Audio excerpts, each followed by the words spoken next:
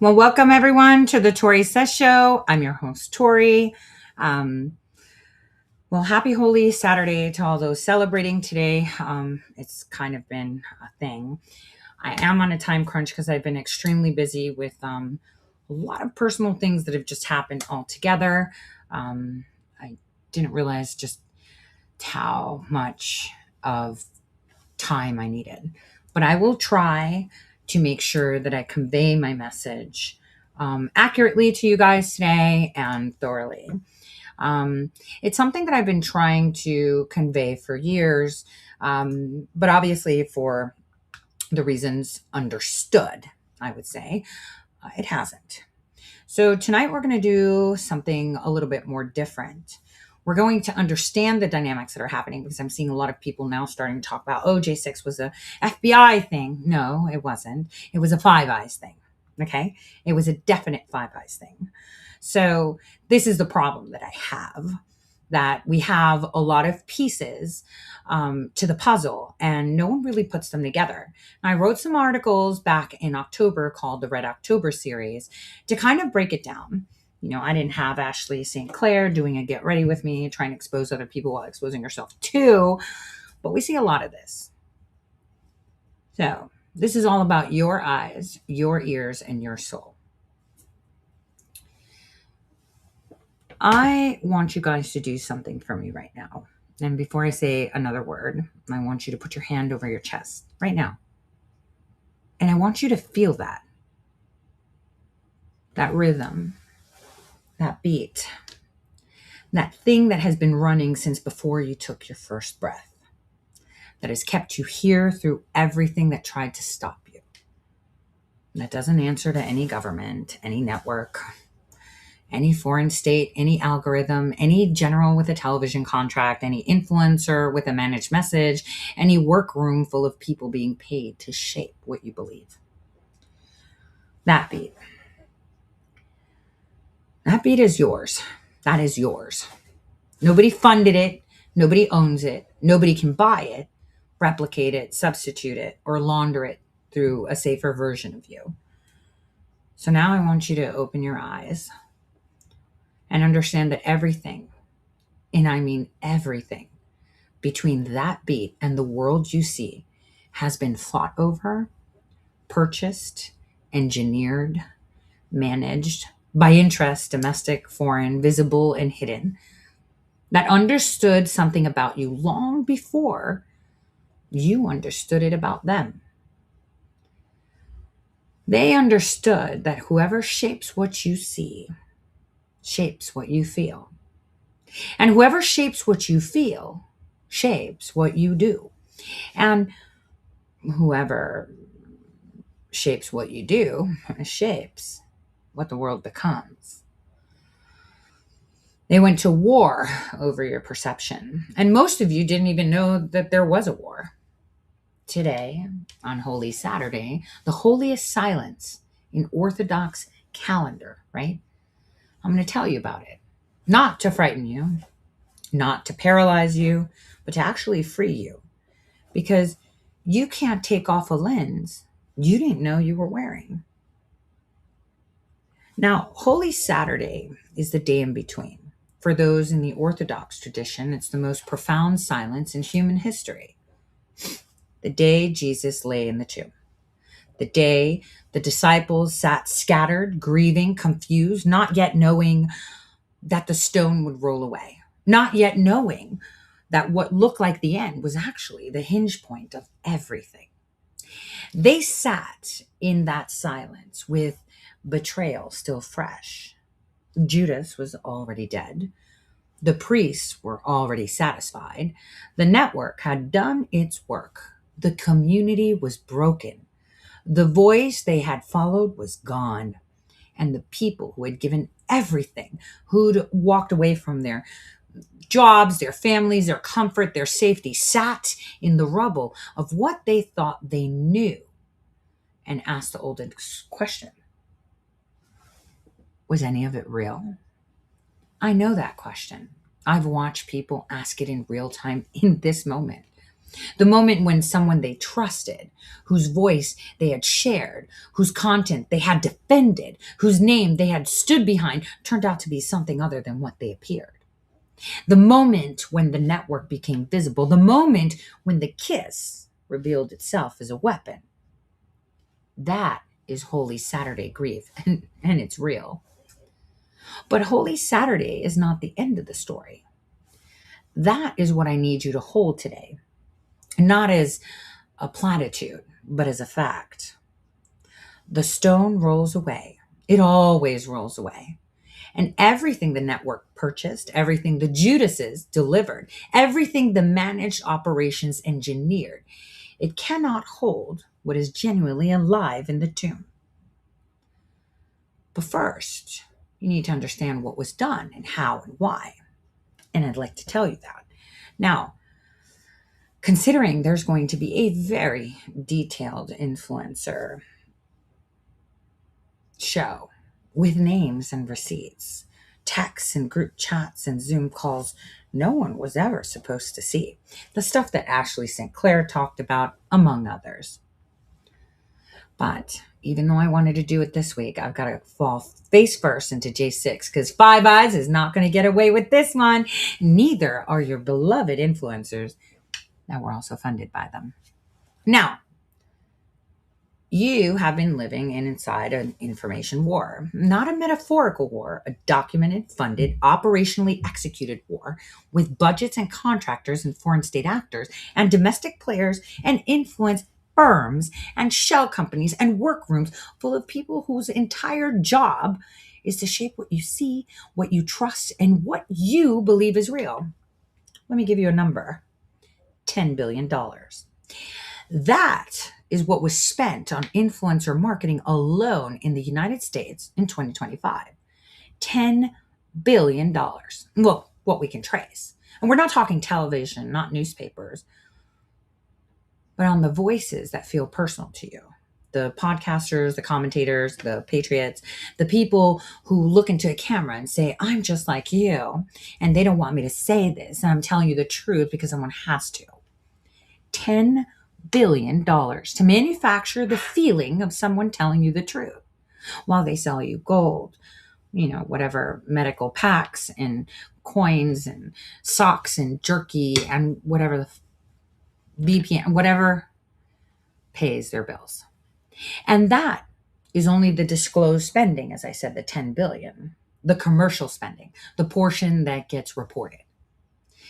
It doesn't count the foreign state operations, the Russian money that flew through shell companies in Turkey, the UAE, and Mauritius, and to American media companies that built audiences inside your communities. Audiences that were used to amplify division, suppress unity, and weaken the kind of coordinated American resistance that foreign adversaries fear the most.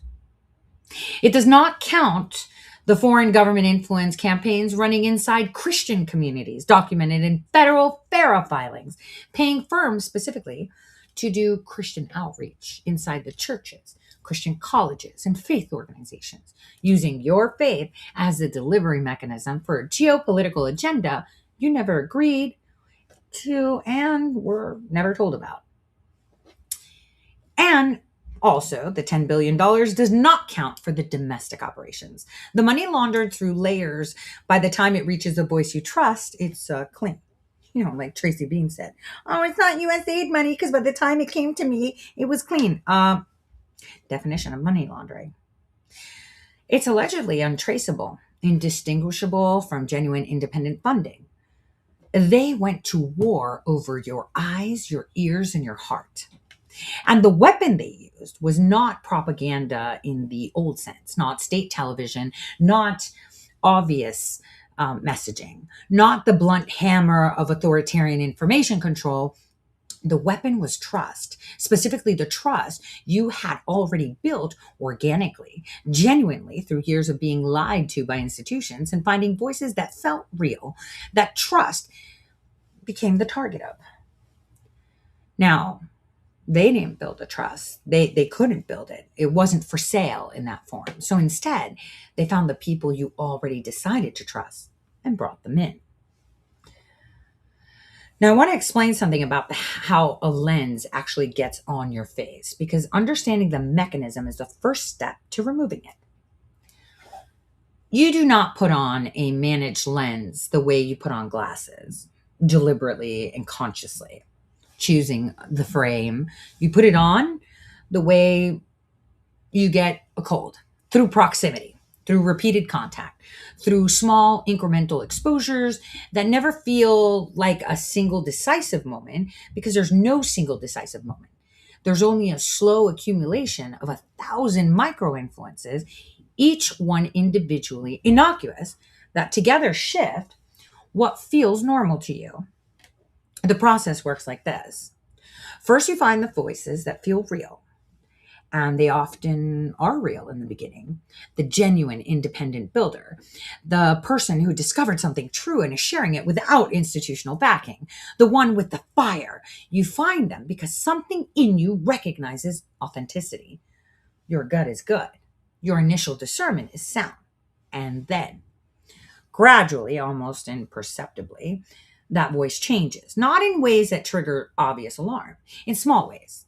The topics they choose to cover and not cover, the people they will and will not criticize, the framing that subtly shifts from here's what I found to here's what you should believe, the new collaborations with voices that carry managed messages, the new access, the events, the endorsements, the networks that require, as the unstated price of admission, a certain alignment. Now that is a lens fully seated. You do not notice the lens is going on. You notice only that you seem to agree with this voice more now, that the world is starting to look the way this voice describes it, that people who see differently are starting to seem confused or compromised or simply not as informed as you are, of course. Again, the lens is now fully seated. And here's the cruelest part.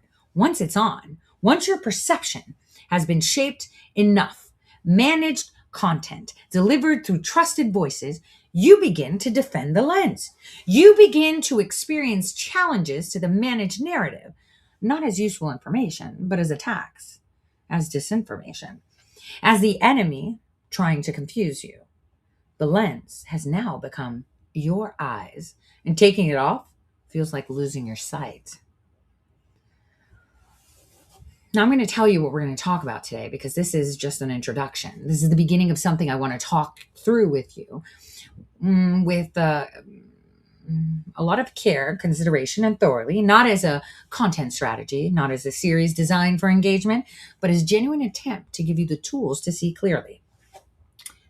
We're going to talk about the Judas Network in full, but without too many names. I don't have time for that. I got to go to church. The psychology of the people who accept 30 pieces of silver. Not just who they are, but why. What wound makes a person willing to betray a community of trusting people for a photograph with someone powerful? What the thirst for important actually looks like from the inside. And what happens inevitably, predictably, every time when the stolen things fail and the coins are actually spent and the field turns out to be a cemetery. We're going to talk about the Red October doctrine that I wrote. The articles are on Substack and on X. Feel free to go find them. Which is a specific operational mechanism by which genuine independent work, research tools, investigations, community building gets intercepted, repackaged, and reissued under approved faces. How the dangerous work gets done by the people the network does not control and then harvested by the people it does. How censorship in the modern era does not look like a blackout. It looks like a ribbon cutting ceremony for something that was already built by someone you never heard of. We're going to talk about foreign and domestic funded operations running inside your communities right now, not in abstract terms, in documented receipt heavy FARA filing indictment grade terms. The Russian money that flowed to America First voices, the foreign government campaigns running inside Christian communities, the domestic money laundering operations that funded organizations claiming to serve you while mapping your networks for people who wanted to manage them. And we're going to talk about the state groups that were formed, the local organizations that were built with genuine energy by genuine people doing genuine work, and were systemically infiltrated by operations with foreign adjacent funding and domestic coordination designed to harvest the credibility of authentic grassroots organizing and extract what was useful and leave the community fractured and fighting itself. The stolen work that always fails. The organizations that got one big endorsement and stage time and then quietly collapsed into infighting and irrelevance when the thing they tried to run stopped producing results because it was never theirs to run. We're going to talk about fake Christians, the ones that use faith as a shield and a weapon simultaneously. The digital crusade running inside your churches, your faith communities, your Bible study group, carrying geopolitical agendas dressed in the language of Scripture. The Pharisees, who know the words of every psalm and every name of every donor. And we're going to talk about what comes after Holy Saturday, because this is not just a hopeless story. This is an account designed to make you feel that the betrayal was total and the damage permanent and the community cannot be reclaimed. It's Holy Saturday's story, which means it's a story about the day before the stone rolls away.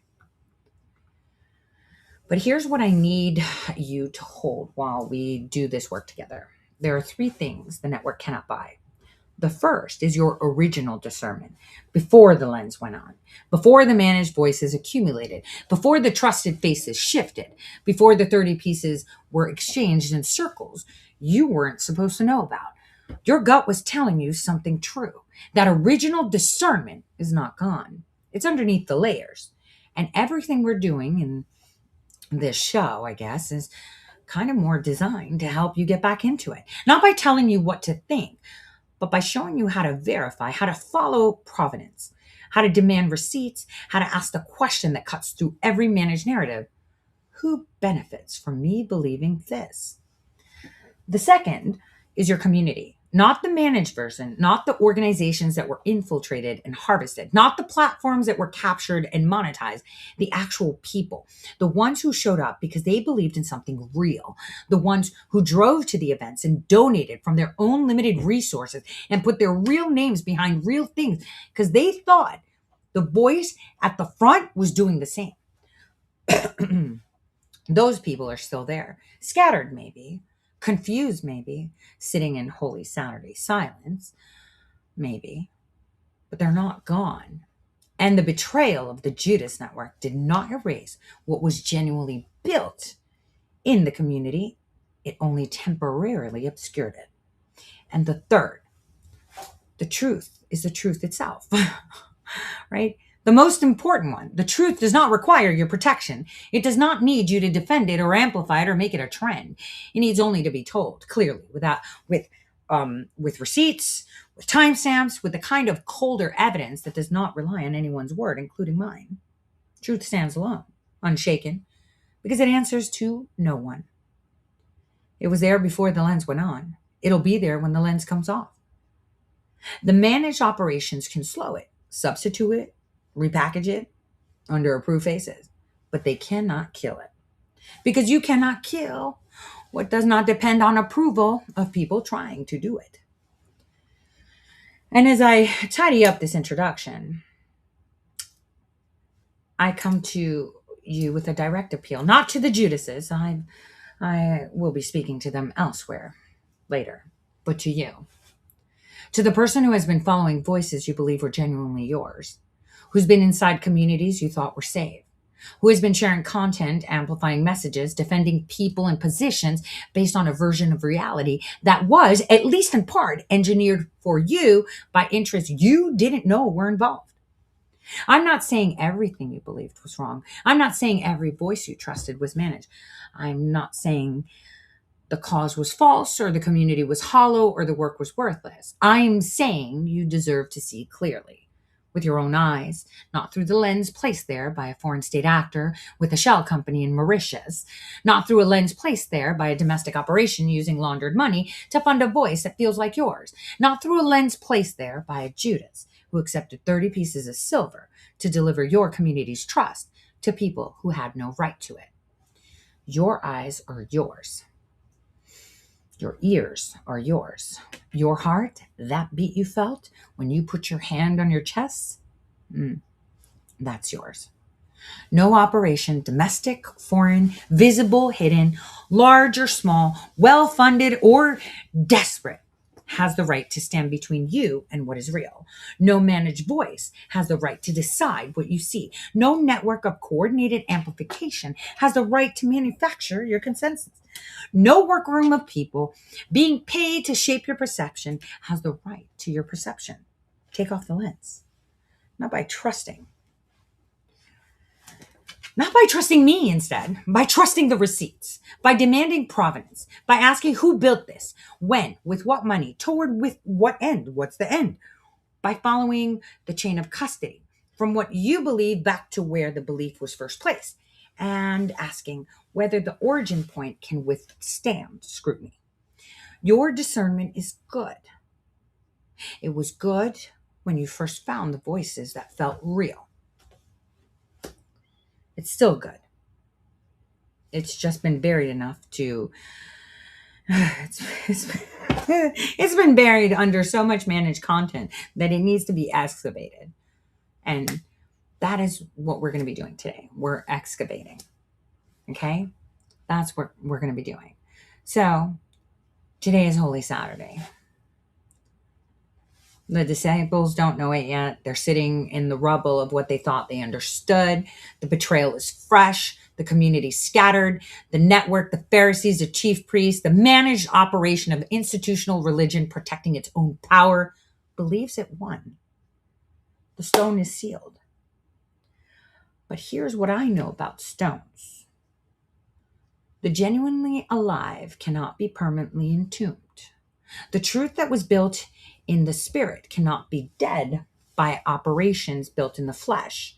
The community that was harvested and fractured and managed it still contains living people, real people, with the original discernment still underneath those layers, with the real questions still forming, with the hunger for something genuine that no managed content has ever been able to satisfy. Sunday is coming, not as a metaphor, as a promise. Everything that was genuinely built, the research, the networks, the tools, the community, the truth, it's not gone because the Judas Network ran their operation through it. It's resting in the silence, in the in-between. And the stone that was rolled in front of it, well, the managed narratives, the substituted voices, the stolen work running under approved names, the foreign money, managed information,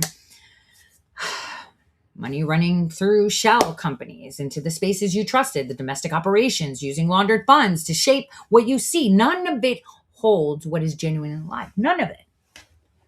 Because you cannot buy a resurrection. You cannot sponsor it. You cannot network it. You can't get it with a photograph at the right event or follow or get a follow from the right, influencer, politician or general, or 30 pieces of silver, anything. It just happens. Because what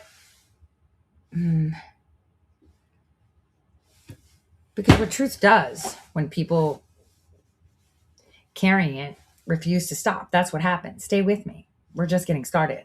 And the stone, I promise you, will not hold. Now, Holy Thursday for me, when I go to church, is one of the most difficult services to actually attend. I cry all the time. Now, I'm a person that knows that church is when two people get together and talk about God. I don't subscribe to institutionalized, religion, but you go to church. I do. And I really love the Orthodox faith only because they reenact and they go through it step by step, especially during Holy Week. And just to hear the story of what Jesus went through. And I thought to myself, let's pretend I'm an atheist and Jesus was not the Son of God, just like I'm not the daughter of God, right? Whatever. Let's pretend. He did no harm. He was showing people how to have compassion. He didn't need to work because everything was provided to him as he served the people. He showed them how things are done. I serve you and you serve me. This is how life should be. We should love each other. We shouldn't try to compete with each other. We should have affection for each other. We should be as one, as a people. His message was amazing, but his message threatened an institutionalized religion, harnessing on the innate need of faith that everyone has from the beginning of time. From the beginning of time. And while many people struggle with this because they believe everything they read, even though man has written it, it was not written by God, it was written by man, it is unfortunate that he had to be humiliated and hurt the way he was.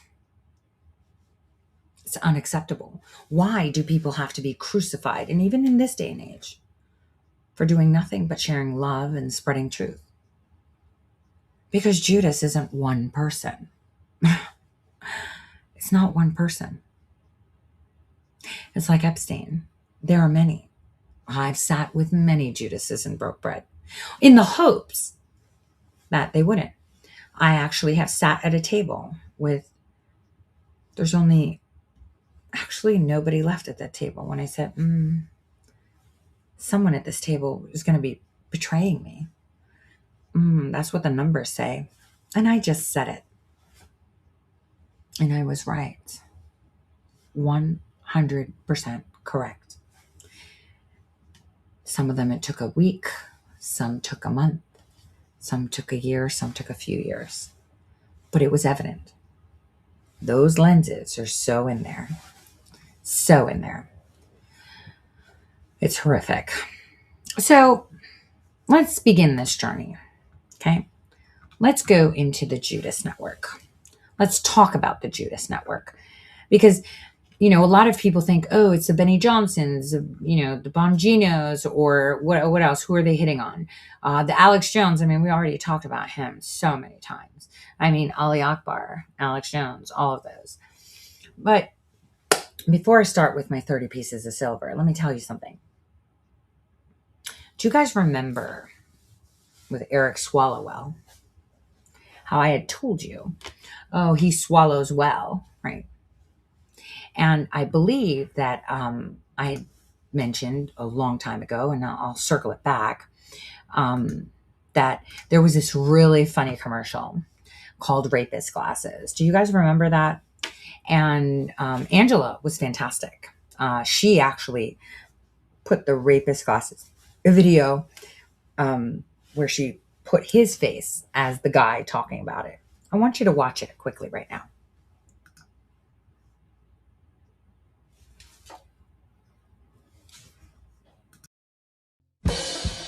Are you fed up of looking like a regular law-abiding citizen?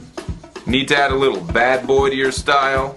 A little bit of dangerous? Try Rapist Glasses. They make the everyday man look like a sexual predator.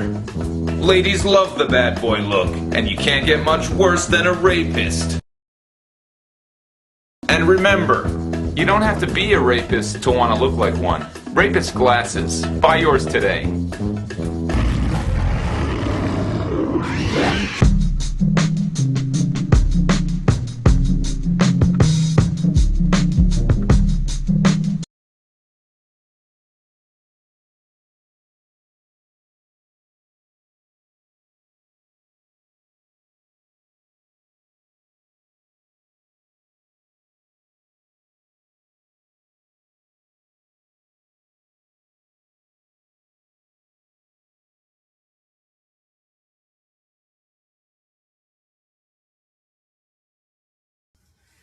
So I don't want to mess up investigations. So therefore, I don't want to spill the beans. I'm going to give you enough because unlike other people, they're like, I got all this secret squirrely stuff. Let me leak things. I don't want to. What do you mean there's no sound? Can you hear me now? Am I good? Yeah?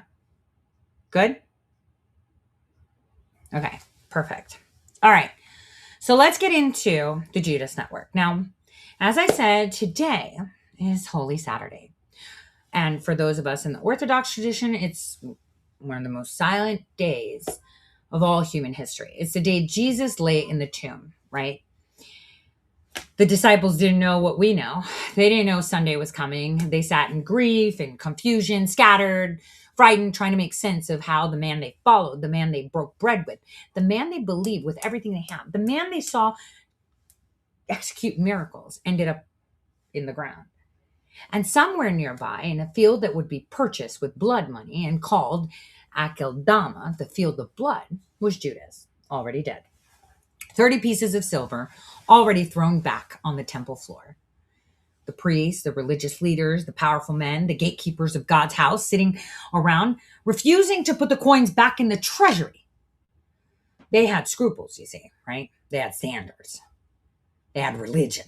They just didn't have a problem paying for a man's betrayal in the first place, but they didn't want to take coins that were blood money. So I want you to sit with that image today.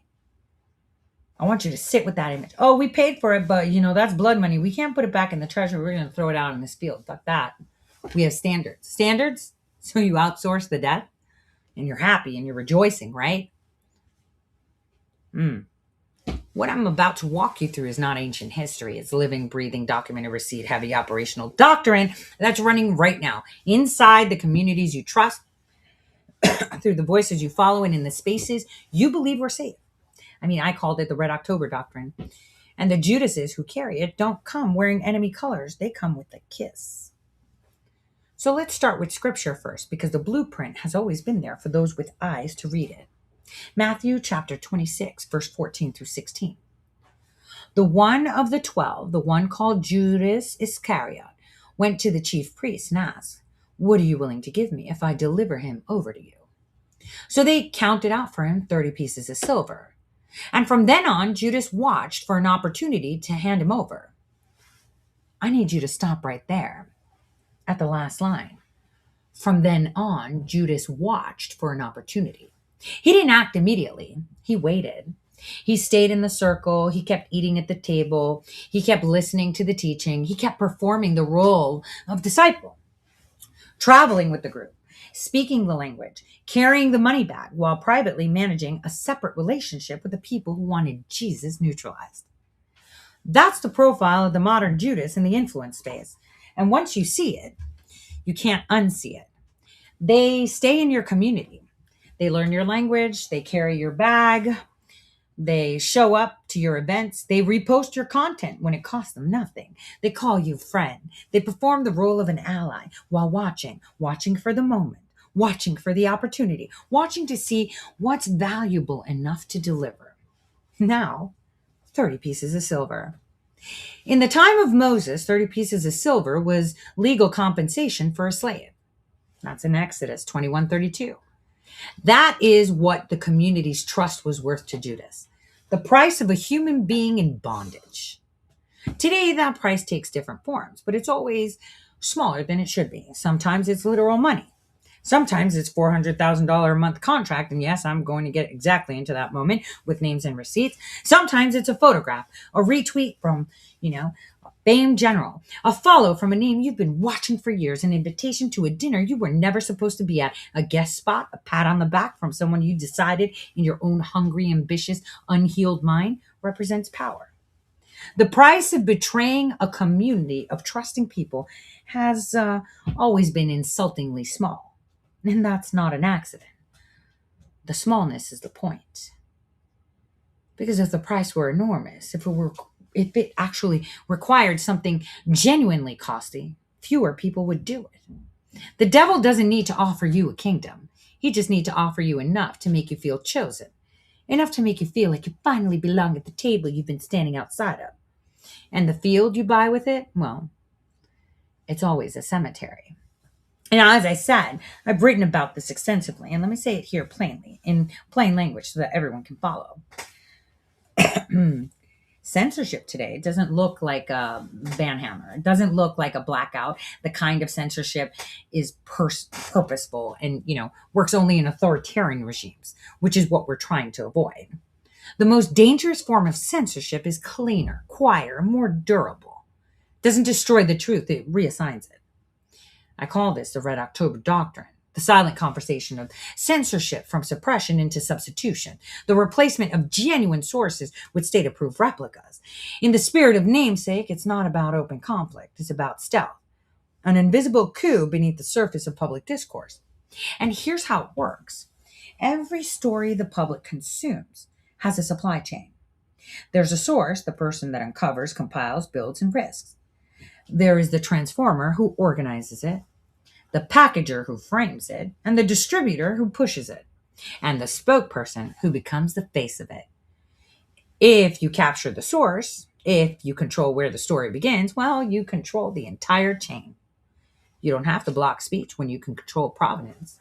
You don't have to delete facts when you could throttle access and hand the megaphone to a pre-approved narrator. The method is very predictable. I've watched it happen more times than I can count. First, isolate the origin, rate limit, shadow box with integrity checks, context label, procedural delays, FOIA slow walk. Second, appropriate the work. Take the architecture of frameworks, the query logic, the document structure, even the order of operations, and rebuild it just enough to rebrand it under a new name. And third, you must assign the approved face. Someone with the right affiliations, the right look, and the right network connections to be instantly platformed and celebrated. And fourth, launder credibility. Place friendly features, wave in validators, cite, rebuilt artifact as a resource, and retroactively declare it the starting point. And fifth, smear and marginalize the originator. Call them a crank, a clout chaser, not an expert. Make asking about provenance look like jealousy instead of accountability. The result? The public never sees the lift, the risk, the timestamps, the receipts, the 3 a.m. work, the dangerous trip, the field operator who went first. They only know the ribbon cutting. And here's the deepest cost. When you censor the source, you don't just bury a person, you bury an audit trail. You kill replication. You make it impossible for the public to rerun query, follow the chain of custody, verifying it independently. You are amputating the ability to falsify, and a society that cannot falsify cannot learn. It is stuck. Our whole society is fucking stuck. Completely stuck, waiting for whichever pre-cleared voice will explain the next revelation on cue. And that's not informed consent, that's managed perception. Now, the Pharisees still exist, but they just changed their robes, but they're still here. Now let's talk about who paid Judas, right? Because this is where the people always miss it. Everyone focuses on Judas, but the scripture gives infrastructure, the system. The institution that needed the community neutralized. Matthew 26, verse 3 and 4. Then the chief priests and elders. I don't want to misquote. Give me a second. I'm not very good at that. Okay.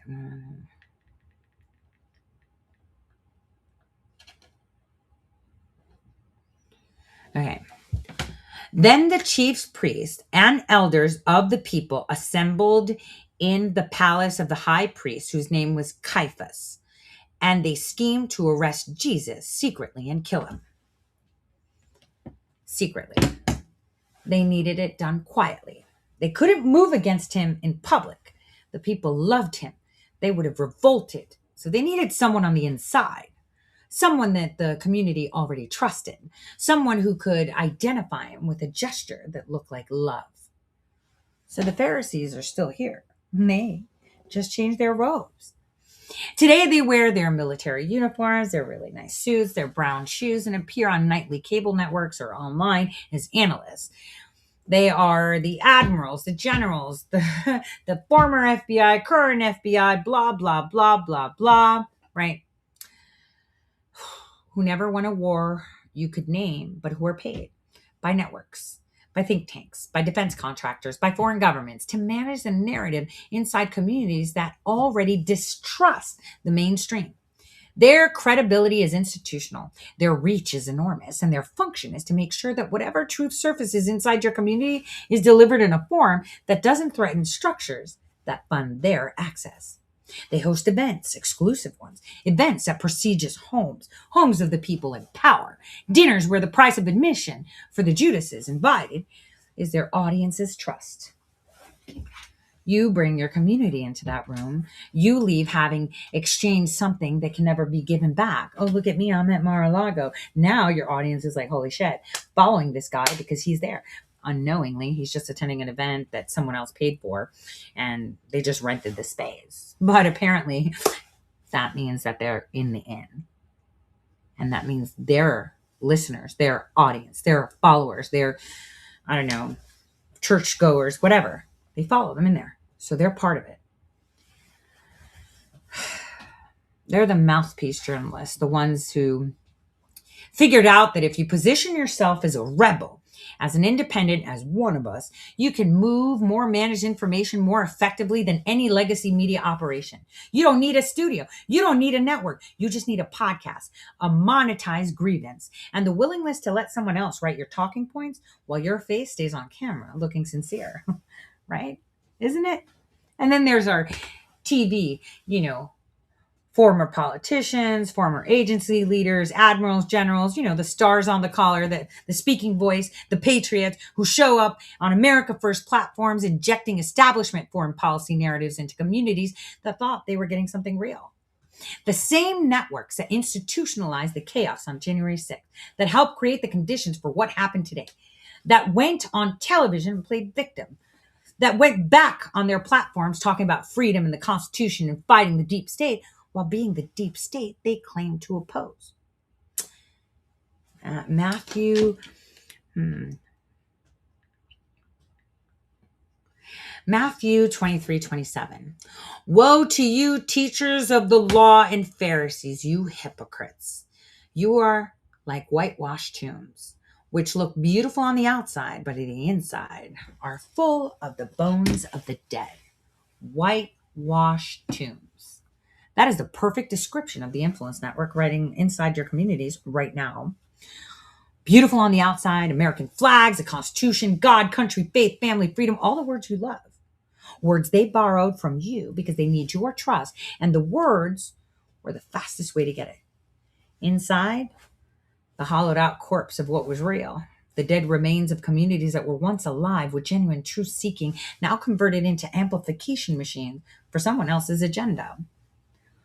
I mean, we could talk tenant media and what the receipts actually showed.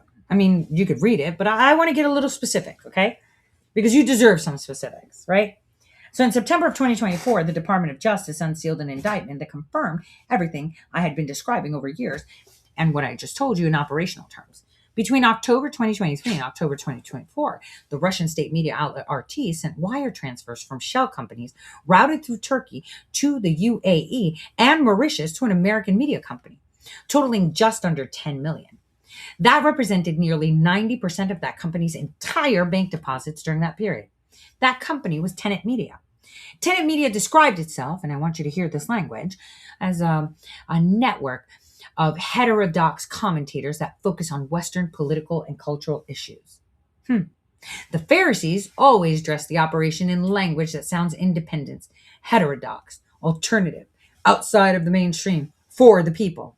The voices of that network were not unknown. Tim Pool, Benny Johnson, Dave Rubin, Lauren Southern. These were voices with millions of followers in exactly the kind of Patriot America First truth-seeking communities that had given up on mainstream media needed somewhere to turn. Communities that had been built on genuine distrust of the establishment and were now being served content managed by Russian state media employees who sat inside the company's daily operations under false names. One influencer's contract included a $400,000 monthly fee and a $100,000 signing bonus and performance bonus. $400,000 a month and 30 pieces of silver, just adjusted for inflation. And the content focused on amplifying American domestic divisions, immigration, culture war, election fraud, Ukraine. The DOJ's own indictment said that videos were often consistent with the government of Russia's interest in amplifying U.S. domestic divisions in order to weaken U.S. opposition to Russia's interests. But their audiences never got the memos. They still have followers. The followers who shared those videos, the real Americans, the ones who had nowhere else to go and believed they had finally found trustworthy boys, they're the ones who were handed over with a kiss. through a face they had grown to love and trust. When it came out, the influencers called themselves victims, just like Judas threw the coins back to the temple floor. The remorse comes too late. The communities that were harvested didn't get a refund. But I want you to understand something deeper here. Tenant media is not the only anomaly. Tenant media is the example that got caught,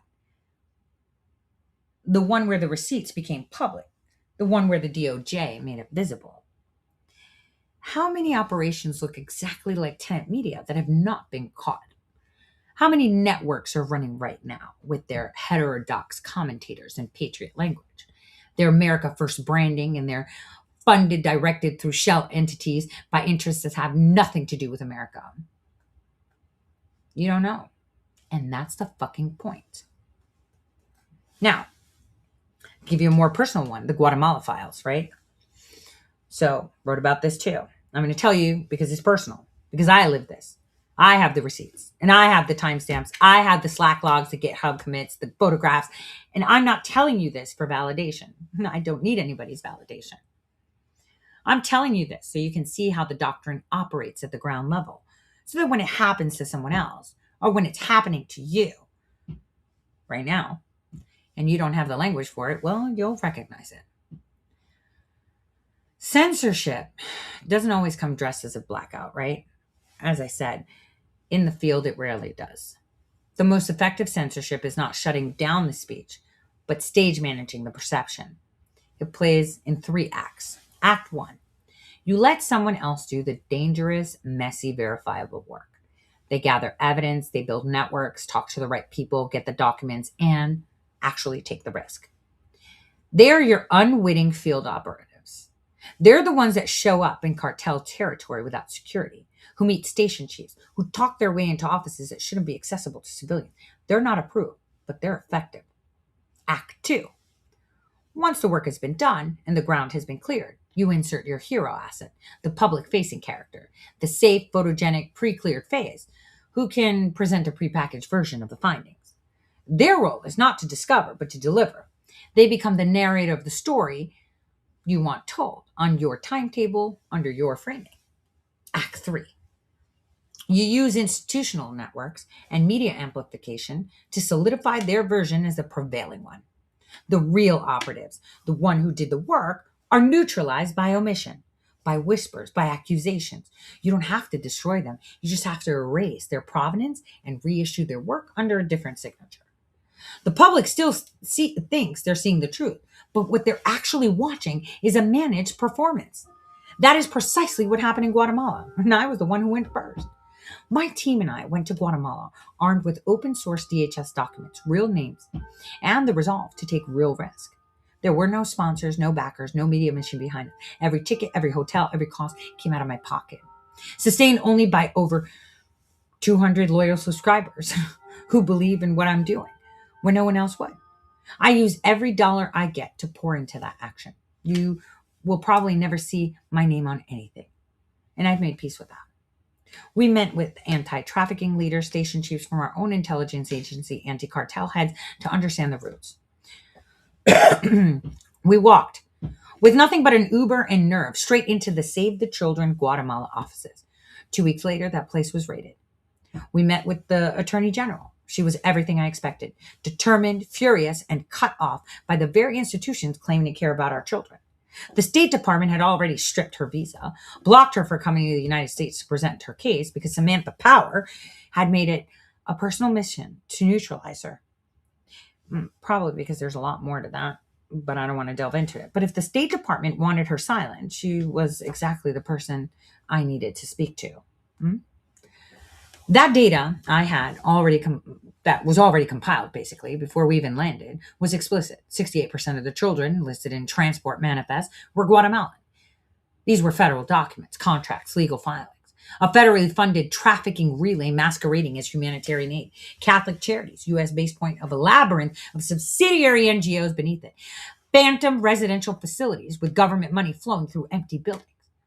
Told the Attorney General to memorialize her findings with a letter of intent addressed to the Texas Attorney General, Ken Paxton. Because of the hubbub operations in the U.S. ran through his state. She sent it. I got it to a few brave reporters who would touch it. And the champions of anti-trafficking, the ones that with fundraise campaigns and documentary deals and guest appearance on big shows, well, they stayed fucking silent. Then, months later, the heroes appeared, polished, promoted, pretending to break stories we lived. Joe Altman appeared just as the pieces were already in motion, after the raids were triggered, after the dangerous work were done. My contacts alerted me the moment his plane landed. Within days, he was suddenly reporting on the very operations my team had initiated as though he had uncovered it himself. Then came this guy named Ryan Mata, who obviously hates President Trump now. I already told you he did. But it was a man with all subtlety of a script and the emotional range of a teleprompter. Out of nowhere, raising money for a mission to do what we had already done months before, claiming to be terrified, needing protection, casting himself as the next crusader in a fight he hadn't fought. He was there. He wasn't even there when we walked in to save the children. He wasn't there when an armed MS-13 guy was right there in our face. But now he was the face of all that, the curated voice, the hero asset. Joe Altman passed him off to my contacts and began promoting Ryan as the face of the Guatemala operation. And well, the target was actually Mallorca's, but the very mission my team had executed. Almost overnight, Ryan went everywhere, interviews, headlines, podcasts, positioned as one who broke the story. And when I confronted him directly, offering good faith to help correct the inaccuracies of his account, his mask slipped. He told me to kiss his ass and claimed I had no idea who he was. My answer? Wait for it. Later that day, the Guatemalan government shut down his access. Hours later, his channel to Guatemala went dark. You know who's real by who runs to the cameras and who walked into the danger long before they started rolling. Right? If you're walking in with a camera, you're a showman. If you're in there before they start, well, then you're actually doing work. And Ryan didn't just step into a ready-made operation. He monetized it. He raised money to produce a film, a fictionalized version of actual events, edited to tell the story that suited him and not the truth. Not once did he credit anyone who did this. Unarmed. We did it unarmed, unpaid, without any safety net. And in fact, he went further. He called us grifters, erasing the record. That is what real censorship looks like. It's not a takedown. It's not a blackout. It's a replacement of the authentic with the performative. The laundering of truth through a safer face, a more profitable narrative, and an approved network. Betrayal never comes from an enemy. It comes from someone who studied your light long enough to learn how they may attempt to cast a shadow on it. Now, let me give you an example because one is a story, two is a pattern, three is a doctrine.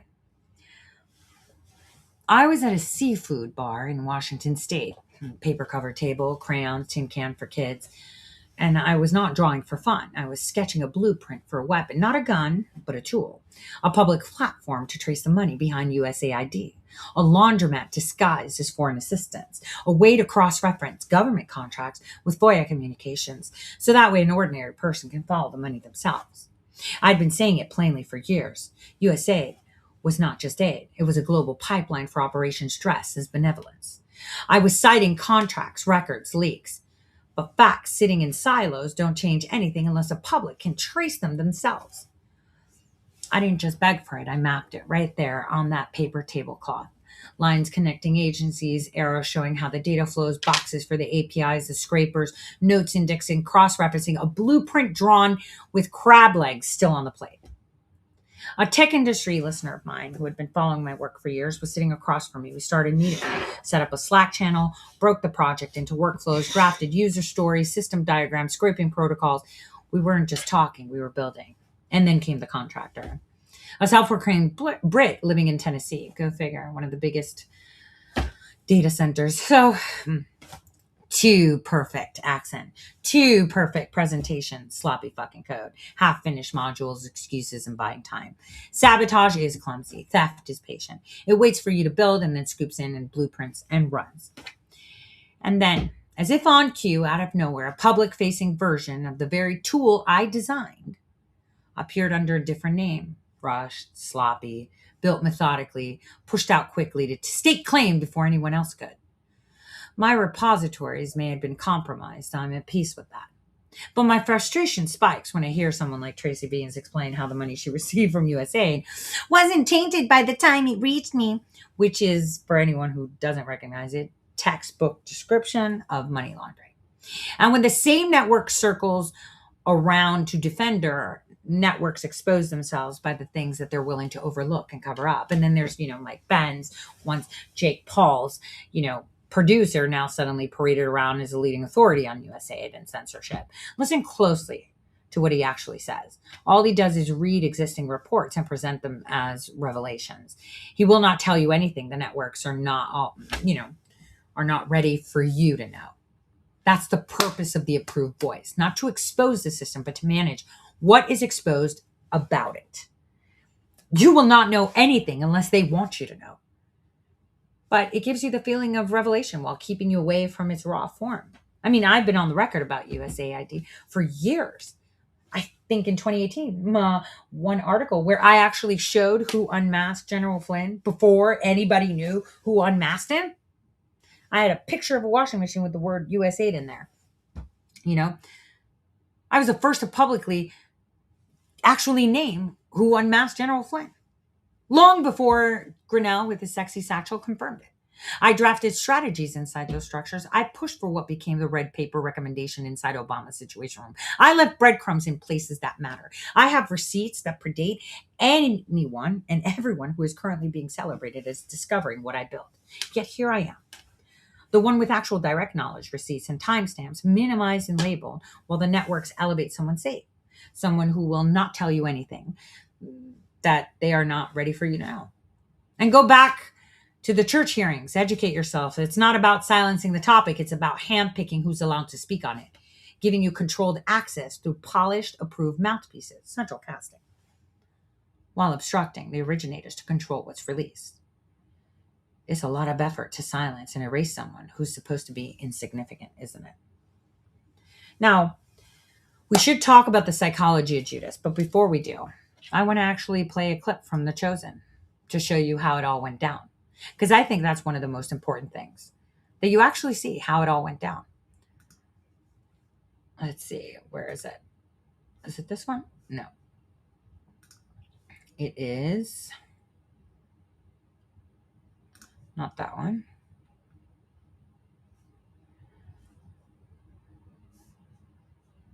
That one. Yes, that one. Here we go.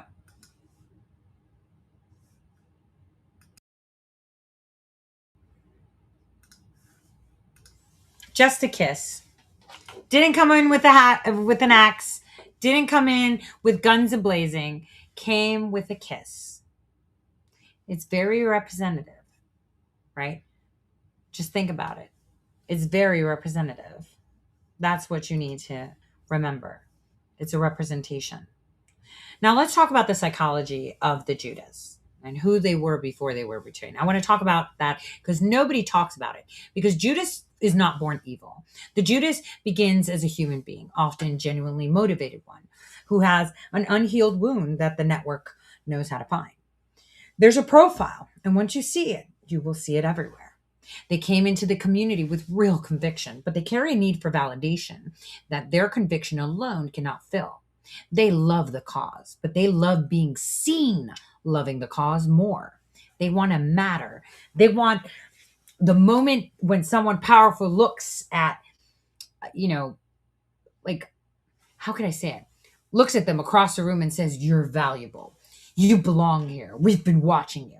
They're not motivated primarily by money at first. They're motivated by belonging to the inner circle, by proximity to power, by the photograph with the right person, the retweet, the follow, the name said out loud in a room that matters. Think about what it means to someone who's been grinding in the digital wilderness, building from nothing, getting no institutional help, being dismissed by everyone with credentials, to suddenly get elevated by a name they've idolized. The networks know this. They don't approach the secure. They approach the hungry. They scan communities for people doing real work, building real trust, with that particular insecurity that makes flattery from above irresistible. They elevate them just enough to create dependency, just enough to make the ask feel reasonable when it comes. We would love to have you on. You're doing incredible work. There's a group of people that have been watching what you're doing.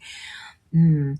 And so, the president mentioned your name, or, Dan Scavino mentioned your name, or Dan Bongino mentioned your name, or General Flynn mentioned your name. And the Judas, who never fully believed they deserved to be at the table, says yes. And the second yes is either easier than the first, and the third comes almost automatically. And by then, they're not making independent choices. They're maintaining a relationship.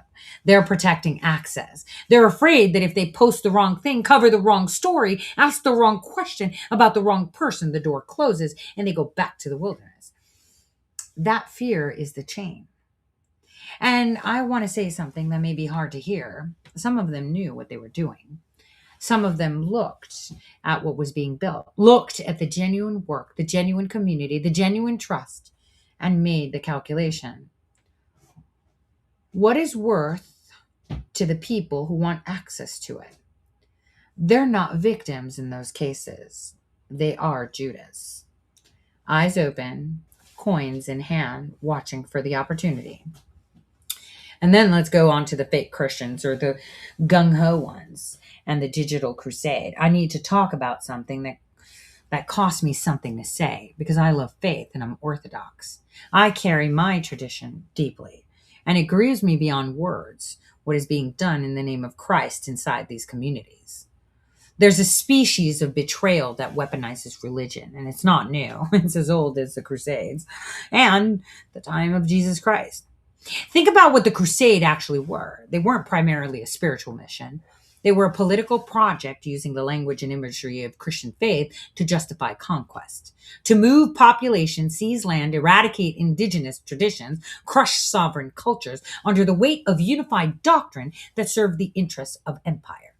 They came to save the Holy Land. They came in the name of Christ. They carried crosses and they committed atrocities in the name of Christ. They burned communities that had their own sacred traditions, animistic, indigenous, ancient, and they called it righteousness. That pattern is running on your timeline right now.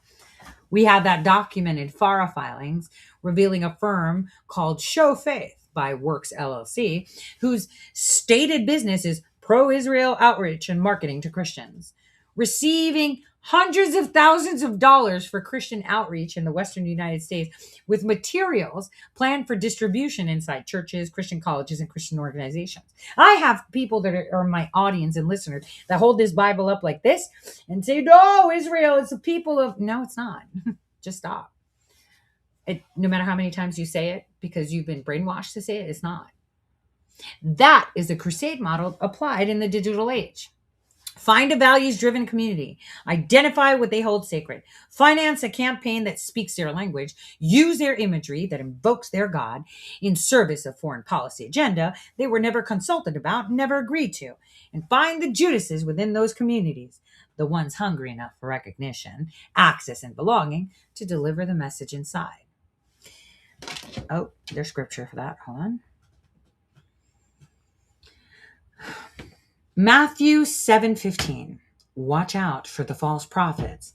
They come to you in sheep's clothing, but inwardly they are ferocious wolves. By their fruit you will recognize them. Not by their words, not by the cross in their thumbnail, not by the Bible verse in the pinned post, not by how many times they say God bless America at the end of the video, but by their fruit. And the fruit of a fake Christian influencer is division dressed up in righteousness. The persecution of people actually doing work, by people performing the work. The ancient crusader dynamic playing out on social media.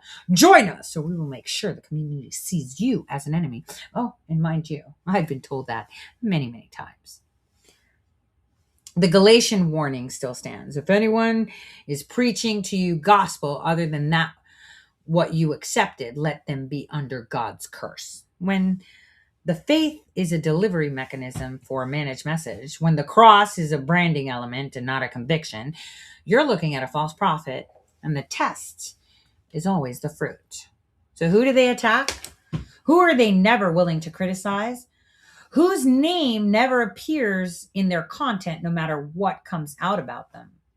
Follow that thread and you'll find out who owns them. I seem to remember those NDAs. What was it? What was that guy's name? Patriot Patel, whatever. The guy that was trying to like sweat and he was just up Cash Patel's butt. And then he made that Patriot Network thing. You know, the one that they took off from AMP and tried to kind of boost the stock so they can make some quick money. As always, yeah, that one. I'll tell you what, I sat with all of them. I showed them the way out. Some chose the coins. Well, all of them did choose the coins anyway. I sat at the table of many people. I broke bread with them. I talked with them. I loved them. I showed them clearly, practically, generously that they don't need sponsorship, that they don't need a network, that if they do the work with integrity, if they serve the people who trust them genuinely, they will be elevated by that goodness. I told them when you do good, you get elevated by good. That independence is not a liability. It is your greatest asset. Oh, but that doesn't pay the bills, Tori. No, it doesn't. But God will make sure it does. Yeah, but I have kids to feed. So do I. But it'll happen. That's not stable. That's so unstable. Like I'm not in them. I need something stable. The moment you take that 30 pieces, the moment you accept the endorsement, the access, the follow from the idol, you are no longer a free voice. You are a managed one. I mean, there were some that heard it. Some nodded across from me at the table. And then they pocket watched me the moment something shinier appeared on the horizon, right? I knew someone because you always know. Jesus knew at the table in the upper room. He knew when he said, one of you will betray me. He looked around. He knew. And he still broke bread. He still poured the wine. He still served. Because the act of service is not a contingent on the worthiness of the recipient. I say that a lot. A lot of people, they're not worthy for it. No. Maybe, just maybe. They could be that one person we saved, almost like Lot and his wife. The truth you carry is not diminished by who chooses to sell it. But I want to address the ones who do pocket watch me, who follow my work out of envy and spite, who took what was built here and tried to run it somewhere else with someone else's name on it, who targeted people I care about on behalf of their new patrons, because those patrons, threatened by independent voices doing genuine work outside their network. I see you. I have the receipts, the timestamps, the Slack exports, the GitHub logs, the photographs, the payment records, every breadcrumb of this story's early life archived and documented. And I'm not angry. Deceit is simply evil's only language when it wants to be heard by good. And here's what I know happens next, because I've watched it happen and many of you have too. You got the picture, the retweet, the guest appearance, the endorsement, and for a moment it felt like it was worth it. And that moment could have been like 5 minutes, 10 minutes, a year, a month, 10 years, 5 years, whatever. But the idol you ran to does not love you, does not protect you, uses you for exactly what you were purchased for. Access to the community you came from, the credibility borrowed from people who actually built something real. Once that has been extracted, the 30 pieces are spent and the idol moves on. And you're left holding nothing.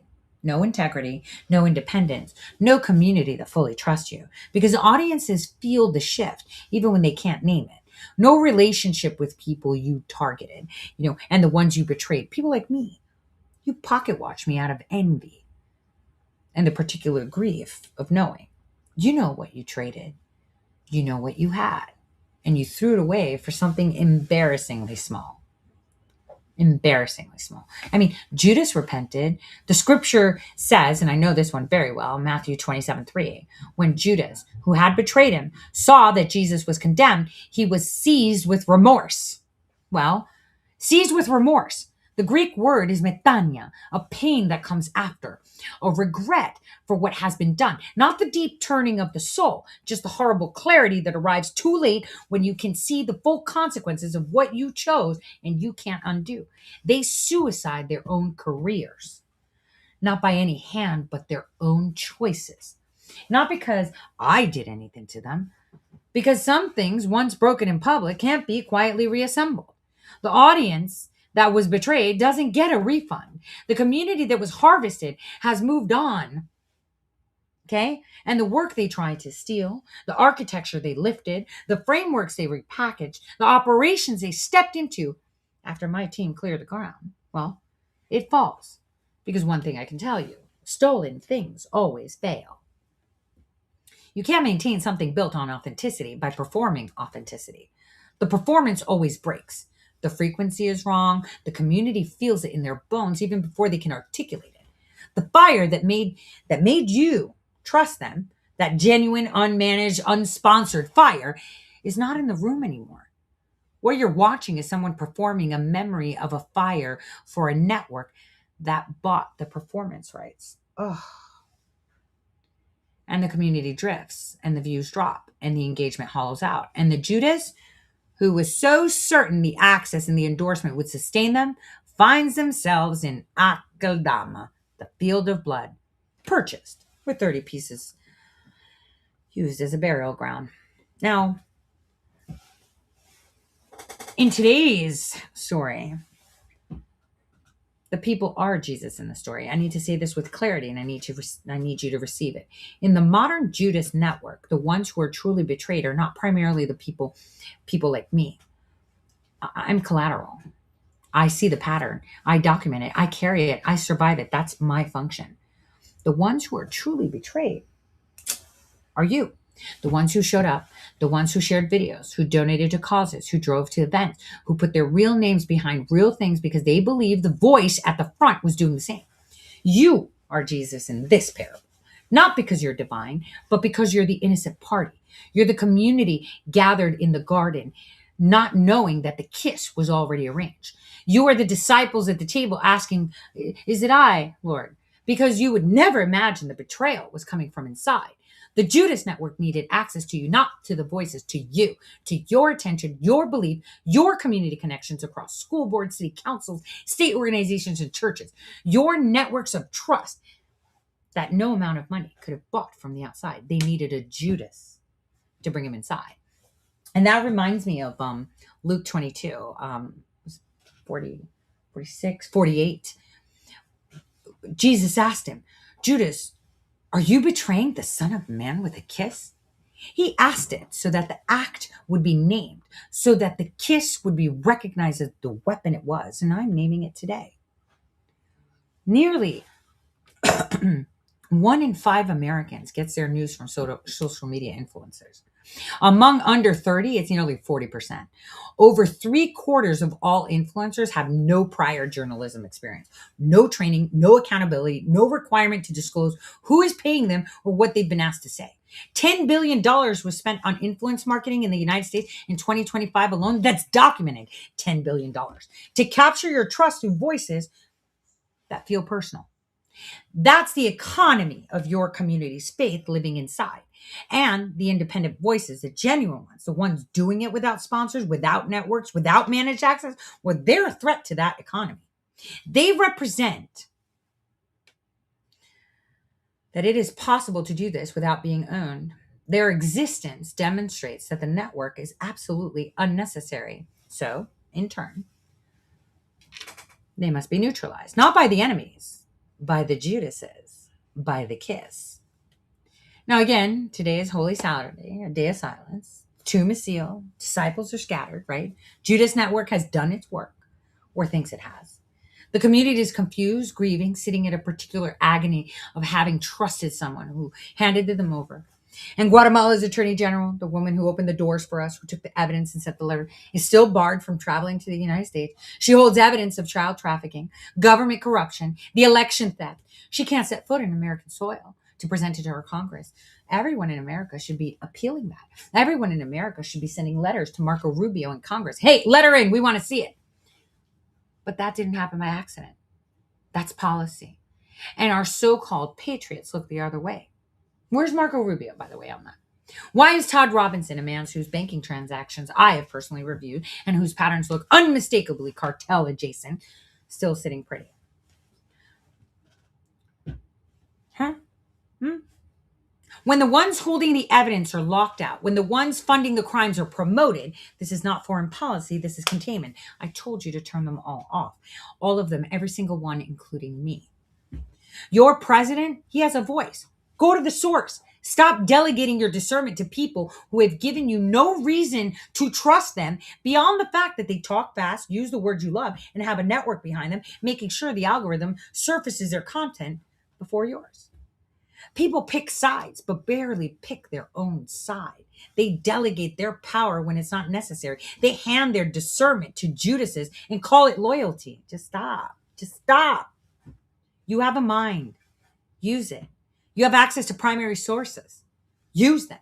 You have the ability to ask who's paying for this, who they never criticized, what happened to the people they befriended, and then went quiet about it. Whether the fire that made you trust them is still in the room or whether you're watching a performance, truth doesn't bargain with deceit or beg for allies. It stands alone, unshaken, because it answers to absolutely fucking no one.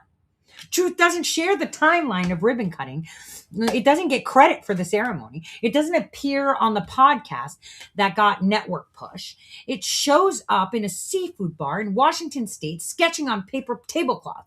It shows up in Guatemala with no security detail. It shows up with 200 subscribers and its own money and the faith that when there is a will, there is a way.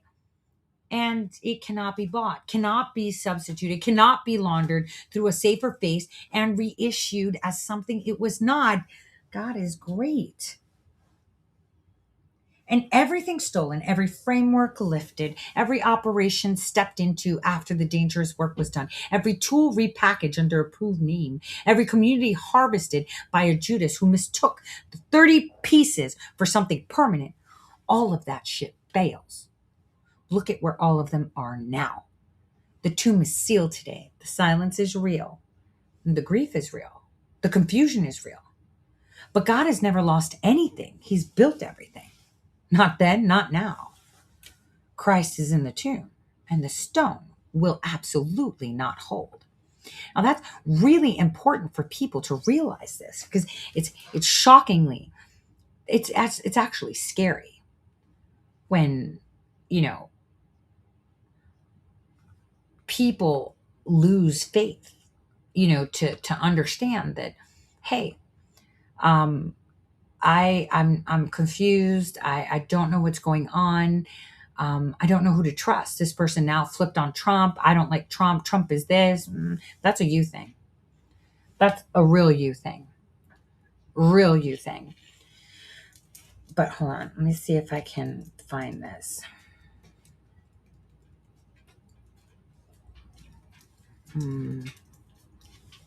So quickly and briefly, because I can't find what I wanted to share, I want to talk about something that a lot of people in this space don't talk about honestly. Not the what, not the how, not the receive, the time sets, the networks, the doctrine. I've covered all that over the years and I'll still continue to. But I want to talk about the why. Like, why does someone who had something real, a genuine community, genuine trust, genuine momentum, and built an honest network, why does that person look at 30 pieces of silver and decide it's worth it? Why does someone who broke bread with people who loved them, who sat inside circles that they were doing something real and meaningful things, who had access to genuine truth and genuine relation, why did they pick up the coins? I'm not asking theoretically. I genuinely want you to understand this, because if you understand why Judas does it, you will stop being surprised when it happens. You will stop being destroyed by it. And maybe, and just maybe, some of the ones that are still in the process of choosing will hear something in this that makes them stop. And I say this with love. Not with the soft love that lets you stay comfortable in a lie, the harder love, the love that tells you the truth, even when the truth costs something to say and something to hear. So we should talk about that. And as I said before, every Judas has a wound. And it always predates the movement. It predates the community they entered. It predates the moment they were recruited or flattered or elevated by the network. It's a wound of not being enough, not smart enough, not credentialed enough, not connected enough, not right for family, not right for school, not right for the world. It's this quiet, persistent, devastating belief sometimes, conscious actually, usually not, that the life they're living is not the life they were supposed to have. That The recognition, I guess, they deserve is being withheld. That somewhere there's a room full of important people making real decisions about real things, and they're on the outside of it, and they can't figure out why. And this wound doesn't disqualify you from doing good work, right? Many of the best people I know carry this wound. The difference is what you do with it. Some people take the wound and transmute it into fuel. They build, they work, they pour pain of not being seen into something real, research, community, documentation, truth telling. And it doesn't need a stage because it's self evidently valuable. They don't wait for permission. They don't need an idol to bless them. They work. And their work is their validation. And then there's some people that carry the wound into every room they enter and can't stop scanning for the person who will finally make them feel legitimate. And that's the person the network looks for. Not the secure builder, not the hungry validator seeker. That is secure, I guess, but the one that's just validate seeking, period. Because a hungry validator seeker is manageable. You can steer them with attention. You can reward them with access. You can redirect them with flattery. And you never have to tell them what to say. You just have to make them feel that saying keeps the door open. And once they understand what keeps the door open and what closes it, well, they govern themselves. That's the elegant brutality of this type of system. It doesn't need to give orders. It just needs to create an environment in which Judas learns very quickly what behavior is rewarded and what behavior costs them access. And the Judas, desperate to stay in the room, makes the adjustments themselves. They become the perfect managed voice, and they believe they are free. Now, let me get specific a little bit because this is where it stops being abstract. I've watched ordinary people, genuinely ordinary, with no particular expertise, no background that would justify the platform they were handed, get elevated into overnight authorities in spaces they knew nothing about 6 months prior, right? Like the factory worker that became a crypto genius. And suddenly, overnight. I remember a man who was working in a factory, a regular man. Nothing wrong with that. Honest work is honorable work. But he had a social media presence within my social media network. He started to gain followers, called himself a dog. I don't even remember what that was. And he had kind of a relatability that comes from the visibility, authentically regular.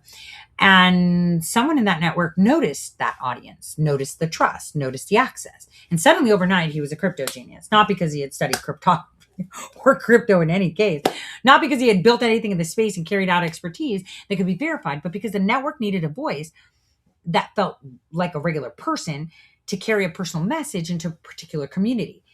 And he needed that to feel important enough to say yes, and even stole from the people, right? Tens of thousands of dollars.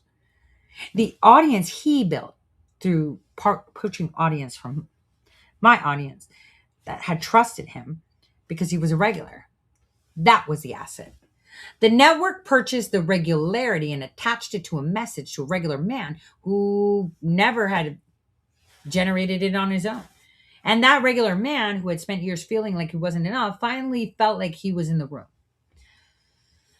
Bought himself a nice fancy truck. That's not a complicated story. It's a very old one.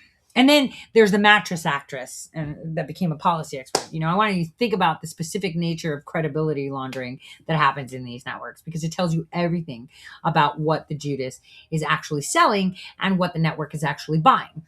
I have watched a woman who came from Girls Gone Wild, no judgment about her past, genuinely, that's between her and God, suddenly opening up on foreign policy, on constitutional law, and geopolitical strategy using language that she was clearly reading rather than understanding, words she probably couldn't even spell like a day ago before they appeared, in her content.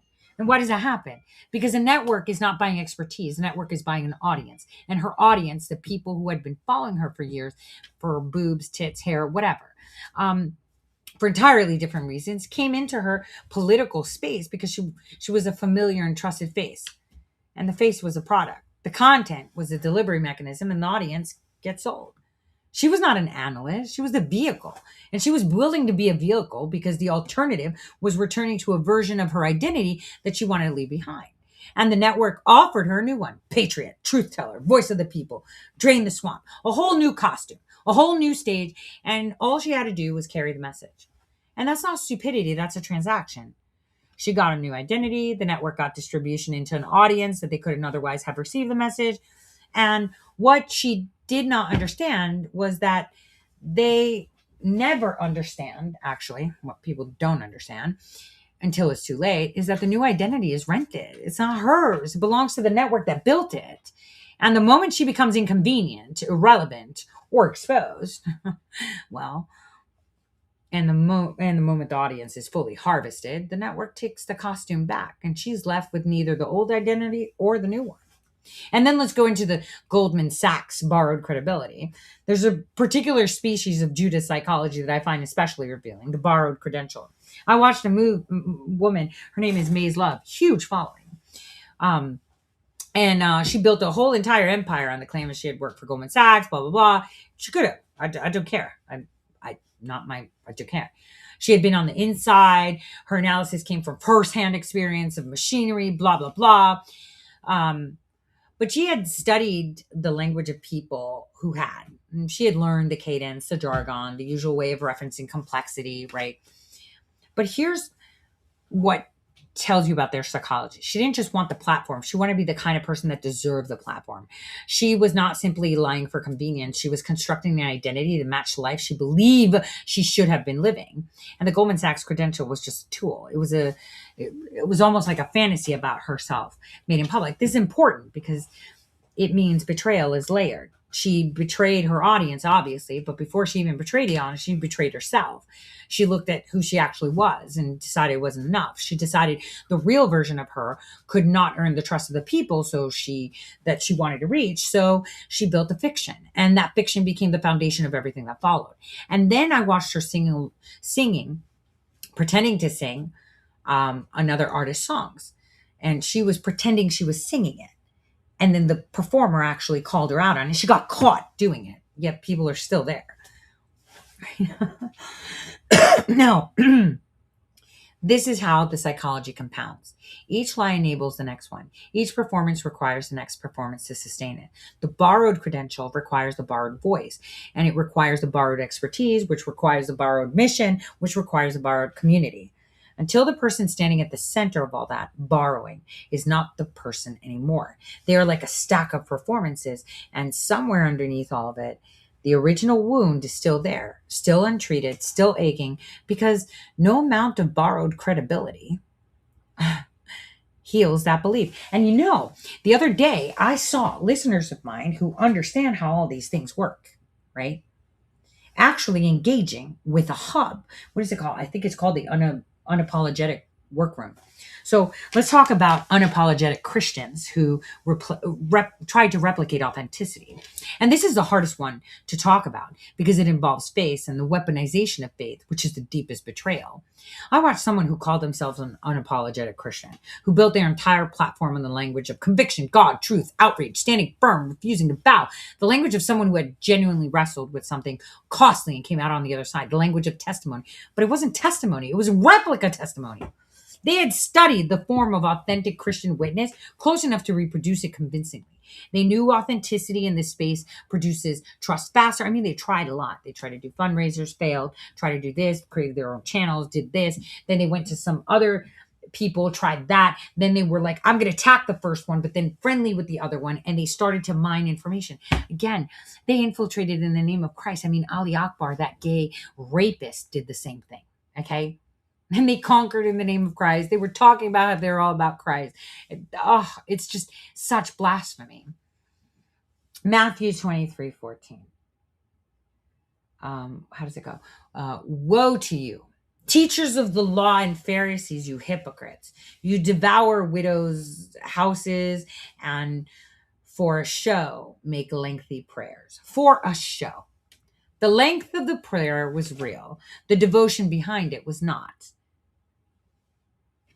And then you have to think, thirsty. I say that a lot, how thirsty people, but what it actually looks like from the inside. I want you to stay with the psychology here because I think people underestimate how consuming this thirst is from the inside. The person in the grip of this need, the need to be seen, to be important, to be in the room, to be powerful and acknowledged, does not experience it as betrayal while it's happening. They experience it as finally being recognized. Think about it. The person who's just spent years feeling overlooked, underestimated, and dismissed, who's done work they believe was valuable and watched, it received a fraction of the attention given to lesser work by better connected people. And then one day, someone important looks at them and says, "We see you." The relief from that moment is almost physical. It's like a lifelong ache, suddenly, briefly relieved. And the cruelty of the network is that it knows this. It manufactures the moment deliberately. The elevation is not organic, it's recognition, it's recruitment, but it's designed to feel indistinguishable from recognition. Because if it felt like recruitment, the person would elevate. Well, they wouldn't elevate.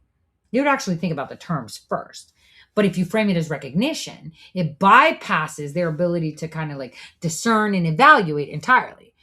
You don't negotiate with someone who's finally seeing you. You lean in, right? And from that moment, the Judas becomes the slow process of migrating their identity from the community that actually built them toward the network that chose them, or the one that they wanted to be a part of. But that is how it happens. I can't wait to delve into this because I got to go in like 12 minutes. But I'll tell you what they do say to themselves, and I actually feel really sad about these people, because if people who knew them before remain credible, remain respected, remain visible, then Judas's migration to the network is not complete, because the old province haunts them. The old original timestamps contradict their new narratives, so the original source must be erased, not by the network, by the Judases themselves. They become an instrument of their own deepest act of destruction, and then they call it growth. But I'm going to tell you something. Some internal rationalizations that they say to themselves. So like, I still believe what I say. I believe that this person is bad, or I know better, or let me tell you, or I can do more good with access than without it. So if I have to step on some neck or call someone a grifter, I'll totally do it. Oh, they need me. They just don't know it yet. Or the people that I'm taking from, we're not doing enough anyway. They're not worthy enough. They're pieces of shit. I'm a good person, right? This is how they are. But I'll tell you what, the collapse is inevitable. And I've watched it happen. You guys have watched it happen consistently to every Judas in any space and time, right? And any Judas in this space who chose network over community. The first phase is the high, the access, the endorsement, the elevation, the getting that drug feeling. Oh my God, look at the likes, look at the retweets, look at this, blah, blah, blah, right? That it finally arrived, and that phase is real and powerful and lasts long enough to convince the Judas that the choice was correct. The second phase is a subtle shift in their content, their relationships, their target. Suddenly the people they love, they hate. Suddenly the people they hated, they love. And then they just keep flipping back and forth, back and forth. And, their frequency starts to change. The fire that made them trust, the voice is burning slightly differently. The certainty they felt organic now feels performed. The community cannot articulate it yet, but they feel it. And then the third phase is targeting. Obviously, the Judas is now operating as a network asset and is targeting independent voices so they can help the central nodes do their job. So they just constantly attack. And that's how they go. What? Pesto. Irse. Ora, aquí se te importa mucho para Carlo. Everyone's like flagging me, like she's coming. We're all leaving. So, where was I? Yeah. So basically, they start the targeting, they start trying to find how they can appease their overlords or try to be in the in crowd or give them some secret squirrely information. And then the fourth phase is actually fracture. This is where it goes wrong. They get a divorce. The network's interests diverge too sharply from the audience interests. Suddenly they flip. They're like, no, I hate this person. Fuck that. We're moving along. We're going to start liking this person. And everyone's like, what the fuck? What just happened? You just flipped the switch. Nah, I just realized this. And it's like, who the fuck are you to realize what? What? And then after all that shit happens and they go flip, flip, flip, flip, flip, flip, flip, then there's remorse, right? Matthew 27:3. Seized with remorse, the horrible clarity, the throwing of the coins, the realization that the network for which they sacrificed everything did not love them, does not protect them, has already moved on to the next asset. The community that betrayed is not wanting to welcome them back. The independent builders they tried to erase are still standing, and the Judas is alone in a field with their own fucking choices purchased. And they suicide their career. Not dramatically, slowly, but they do. But I'm going to say this with love, okay? And I want to speak directly, not to the audience, but to the audience members that are Judases or potential.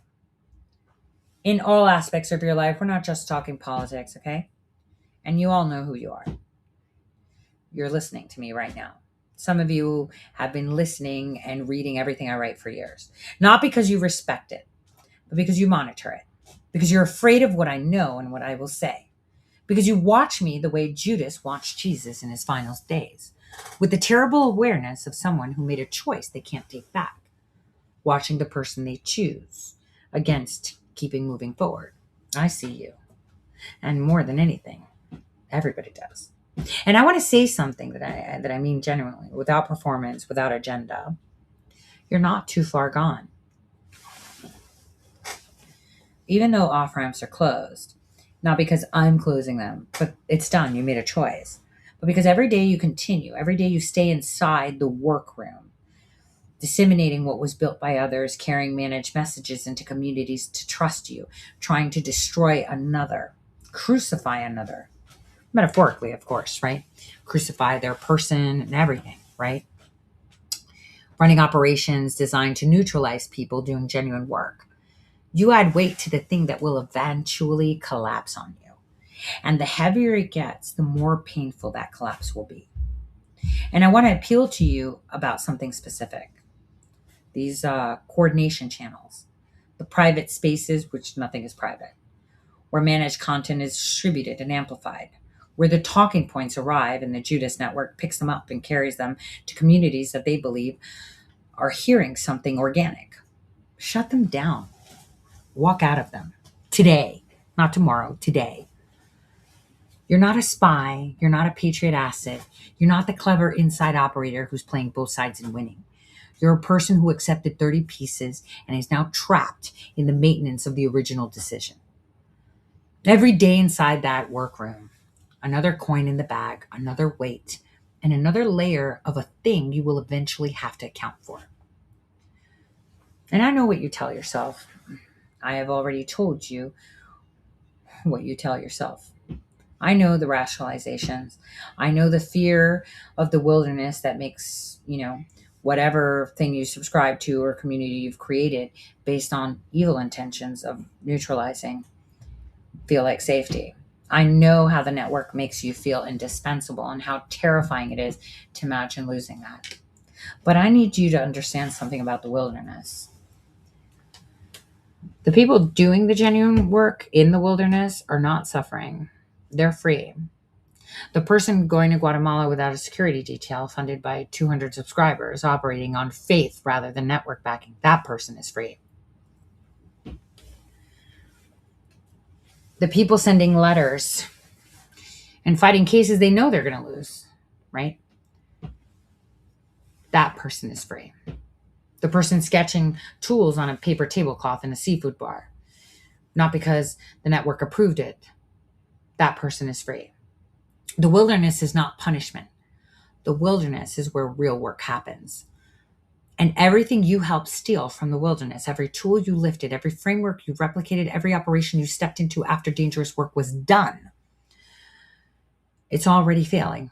And you know it's failing. You can feel it in the engagement, in the conversations that used to feel electric and now feel like maintenance, in the audience that used to be alive with genuine hunger now shows up out of inertia. Stolen things always fail, not eventually, already. You are already watching it fail. The only question is how much further you are willing to carry it before you put it down. Repent. I use that word all the time, and I use the word deliberately because I mean it. In its original sense, not shame, not self-flagellation, not public humiliation, metania, a turning, a change of direction, a decision to move forward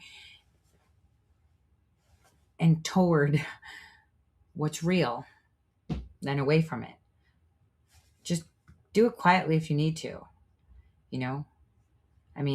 when did the 30 pieces actually even feel like enough?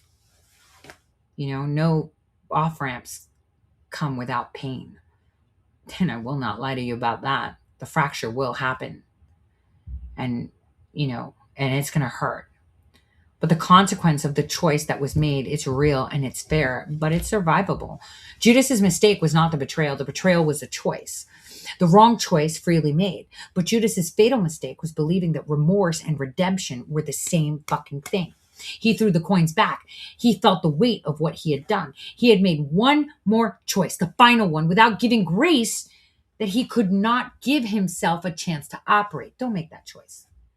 The remorse is not the destination. The remorse is the door, and the door is always open. Nobody's your enemy.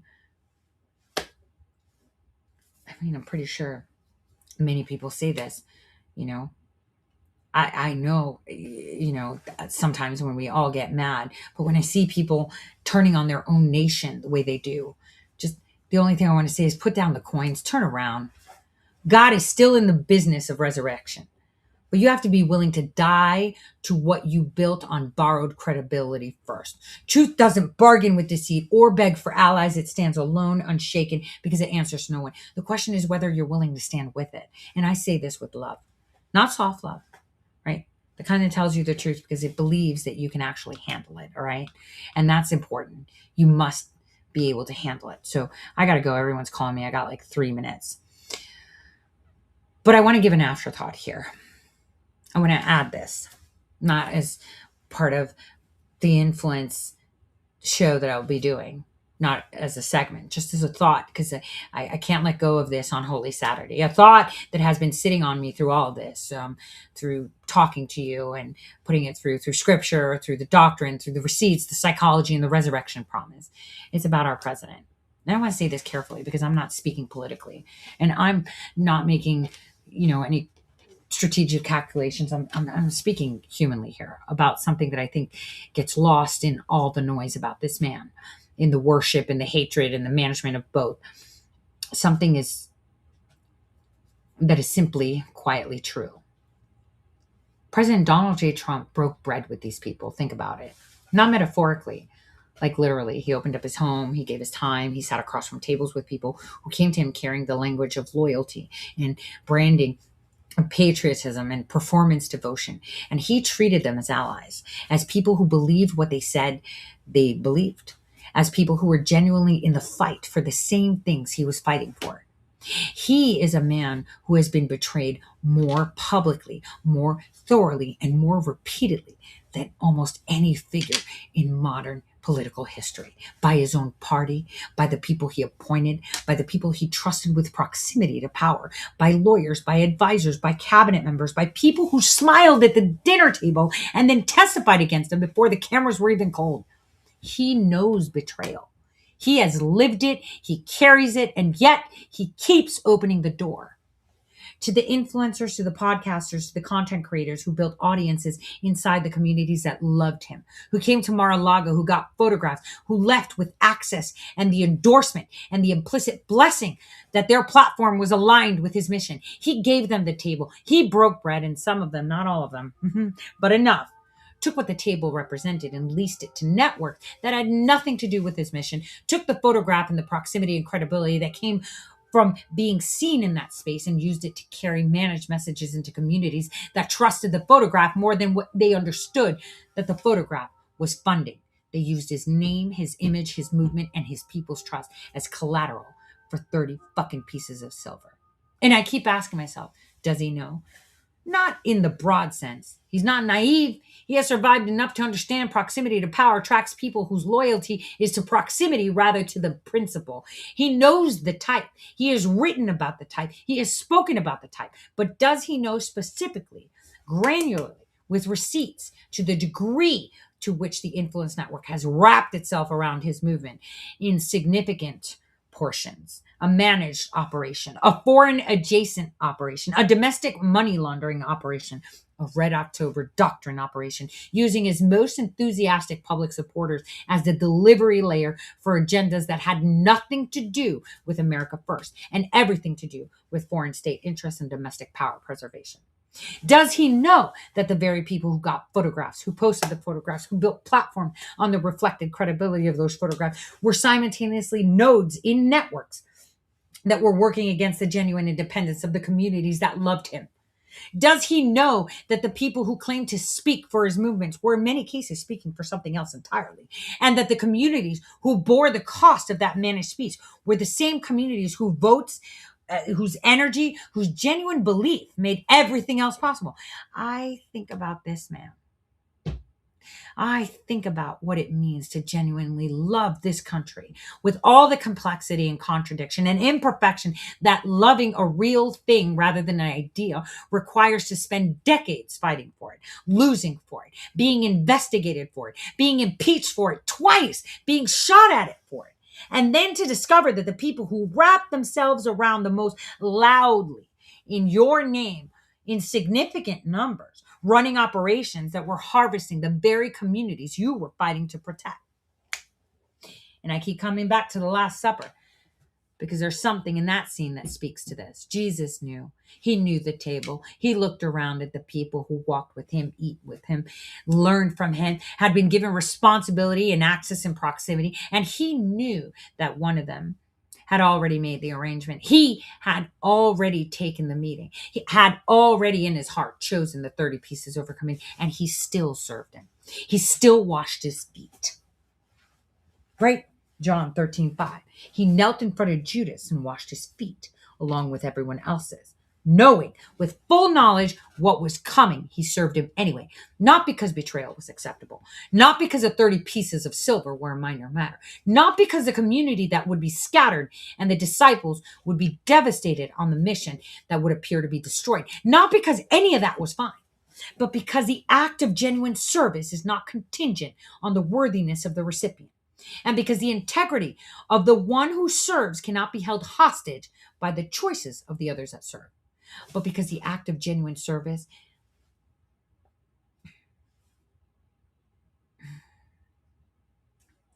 must always be done. I think about President Trump in those rooms, giving the access, taking the photographs, opening the table, believing or choosing to believe that the people in front of him were what they presented themselves to be. And I think even if he was wrong about some of them, even if the Judases were already in the room, already managing their access, already running their side operation, the act of opening the table was not the mistake. The mistake was theirs. The 30 pieces was their choice. The network allegiance was their choice. Their managed messages, the workroom operation, the stolen credibility, the harvested community, those were their choices. He gave them the table. What they did with the access is on them.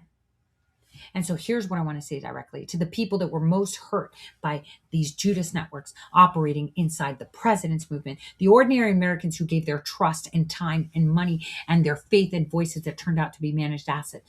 Those people were also his people.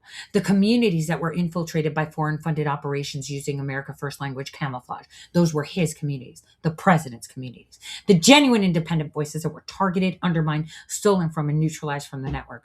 Those are voices that are his voices, genuinely fighting for what he said he was fighting for and closer to him than you would ever know.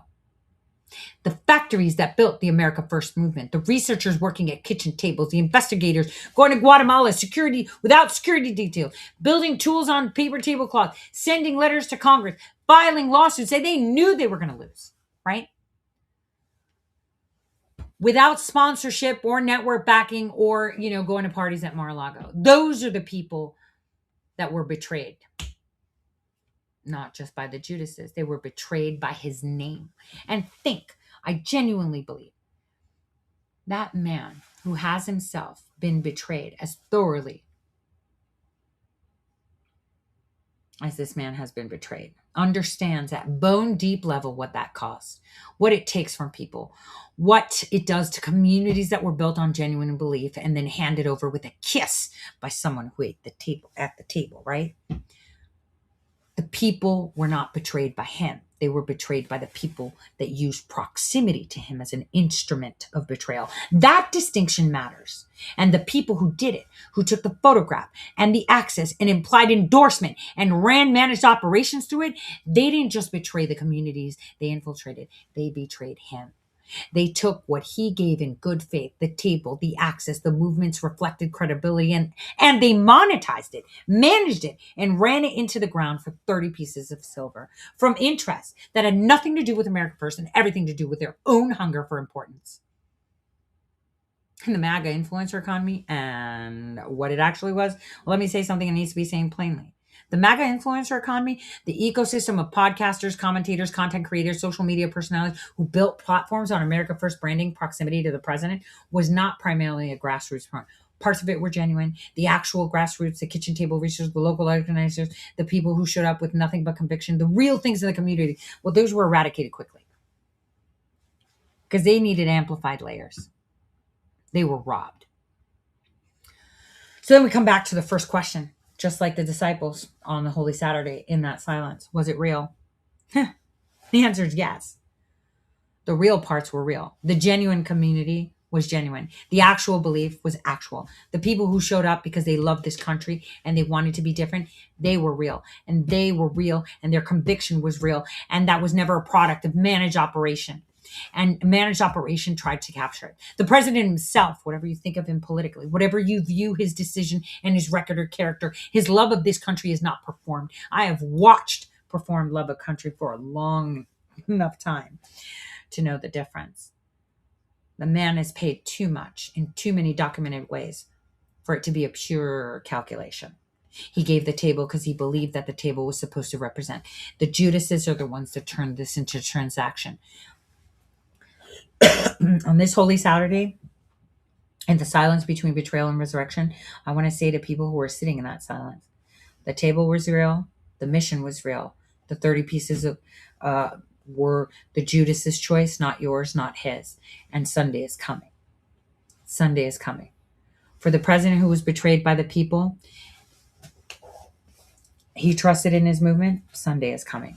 For the communities that were harvested by the people he trusted with their attention, Sunday is coming. For the independent voices that were stolen from, undermined, and neutralized by the people they trusted with their proximity, Sunday is coming. For everyone sitting in the silence for Holy Saturday asking whether it was real, it was real. And the stone, every fucking stone, that was rolled in front of every genuine thing by every managed operation, every Judas Network, and every 30 pieces of silver in transaction, well, is already moved. Go see it for yourself. So, on that note, you guys, I must go. I must attend the resurrection and get the holy fire. I'm really excited. And my outfit for today is tan and black. I'm going very subtle. Even though Greeks consider it a fashion show when you go to church. So, I wanted to take y'all to church today and tell these Judases Sunday is coming. So, toodaloos. And let's end with fang, fang, bang, bang. You know, creepy swallow well. Christos Anesti.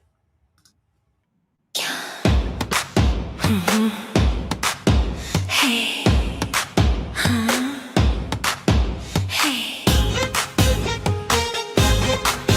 Hey.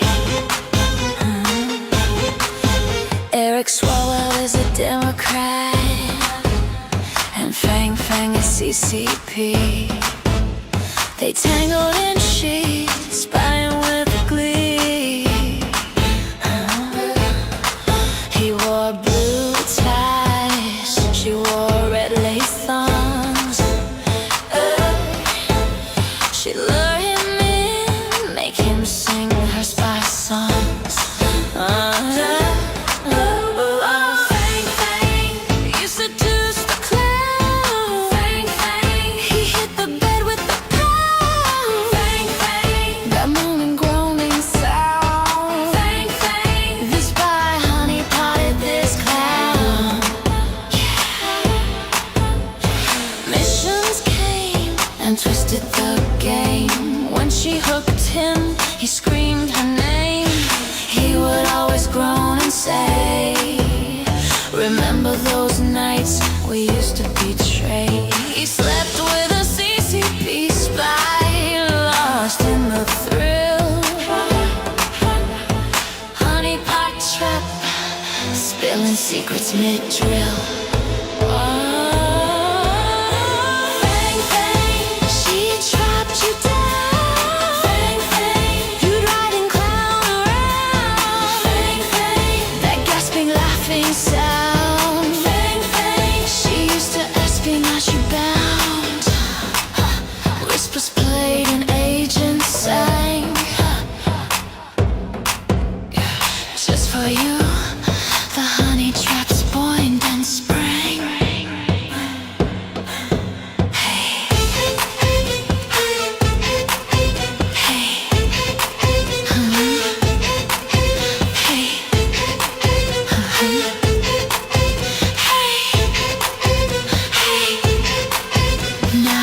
she's exposed. She slipped away sly. He sold America out for a thigh-high sigh. Until this day, sometimes he cries, caught in her web with his pants down, no lies.